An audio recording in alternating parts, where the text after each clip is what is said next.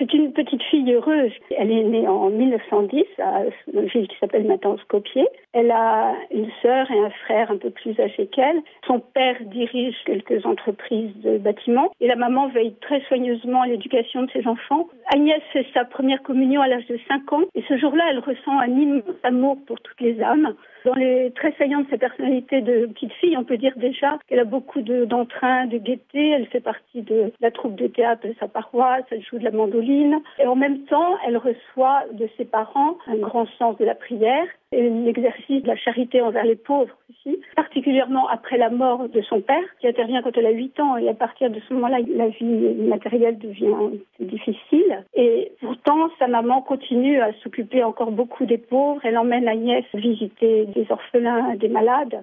Donc Agnès est très habituée, déjà toute petite, à s'occuper des pauvres. Beaucoup plus tard, sa maman, qui était un exemple évidemment édifiant pour elle, lui écrit « N'oublie pas, ma chère enfant, que si tu es partie dans un pays si lointain, c'est pour les pauvres. » Toute vocation répond à un appel. Quel fut celui de Mère Teresa chez les Sœurs de Notre-Dame de Lorette? Un appel à devenir missionnaire? C'est une vocation qui avait mûri en quelques années. Dès l'âge de 12 ans, elle avait été bouleversée par des missionnaires qui passaient régulièrement dans sa paroisse. Et déjà mûrissait en elle le désir de devenir missionnaire. Et donc à 18 ans, elle prend sa décision et elle part donc chez les Sœurs de Lorette en Irlande. Là, elle va se préparer pendant 2 mois, va apprendre des rudiments d'anglais. Ça a sans doute des exercices spirituels pour bien discerner sa vocation. Et puis ses supérieurs l'envoient à Calcutta comme professeur de géographie dans leur collège, qui est plutôt pour des jeunes filles de familles aisées. Alors, quel est le tournant qui s'opère le 10 septembre 1946 dans la vie de Mère Teresa?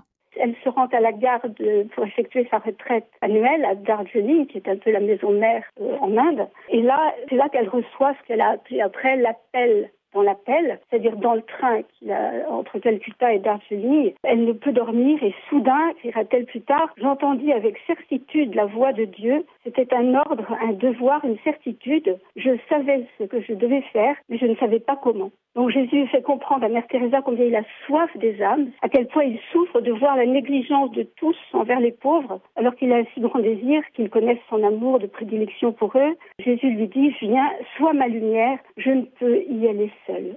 Elle revient à Calcutta, elle reprend son travail au collège, mais Jésus, au cours de visions, de paroles intérieures, lui rappelle avec insistance sa demande. Mère Teresa se décide à confier tout cela à sa supérieure, mais enfin sa supérieure la fait attendre pour éprouver son obéissance. Et puis, quand même, en 1948, elle reçoit la permission de vivre hors de son couvent pour 1 an. Lorsqu'elle est sortie, elle voulait avoir un sari ordinaire, comme toutes les femmes en Inde. Ce sari blanc, à 3 bordures bleues, représente à la fois la Trinité et la Vierge Marie. Les missionnaires de la charité forment une grande famille religieuse aujourd'hui.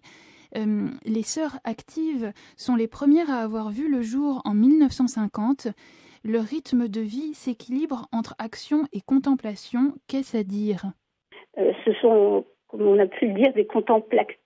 Mère Teresa disait, la prière est la respiration de l'âme. Sans la force que nous recevons dans la prière, notre vie serait impossible. Donc, malgré la charge souvent écrasante de travail qu'ont les missionnaires de la charité, Mère Teresa a décidé toujours pour que chacune d'entre elles puisse participer chaque jour à l'Eucharistie et passer 1 heure devant le Saint-Sacrement. Et elle disait, ce n'est pas du temps qui est pris aux pauvres. Plus nous recevons dans la prière silencieuse, plus nous pouvons donner. D'ailleurs, c'est intéressant de voir que le pape Benoît XVI, dans Deus Caritas Est, donnait Mère Teresa en exemple. La bienheureuse Teresa de Calcutta est un exemple particulièrement manifeste que le temps consacré à Dieu dans la prière, non seulement ne nuit pas à l'efficacité ni à l'activité de l'amour envers le prochain, mais en est en réalité la source inépuisable. Et Mère Teresa expliquait bien ce lien entre la prière et l'action en voyant dans chaque pauvre la présence de Dieu, je dirais presque autant que dans l'Eucharistie. Elle disait, c'est pourquoi nous ne sommes pas des assistantes sociales, mais des contemplatives au cœur même du monde. Nos vies sont consacrées à l'Eucharistie par le contact avec le Christ, caché dans les espèces du pain et du corps souffrant des pauvres.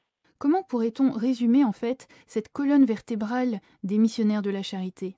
Écoutez, il y a une belle citation de Mère Teresa dans un de ses derniers livres. Je trouve qu'elle résume bien tout ce lien profond entre contemplation et action, entre prière et charité. Le fruit du silence est la prière, le fruit de la prière est la foi, le fruit de la foi est l'amour, le fruit de l'amour est le service, le fruit du service est la paix.